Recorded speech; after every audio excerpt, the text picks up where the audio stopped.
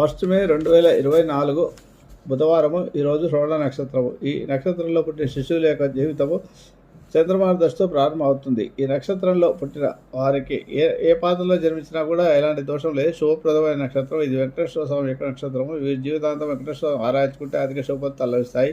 ఈ నక్షత్రంలో పుట్టిన పురుషుడు పండితుడు, ఔదార్యవంతుడు, ధైర్యం గలవాడు, ఆర్గ్యుమెంట్ చేయడంలో మంచి దిట్ట అయి ఉంటాడు. అలాగే స్త్రీ పుట్టిన బుద్ధివంతురాలు, ధర్మంతురాలు, దాన ధర్మాలు చేయనిది అవుతుంది. ఈరోజు నర్మదా పుష్కరాలు ప్రారంభమవుతాయి.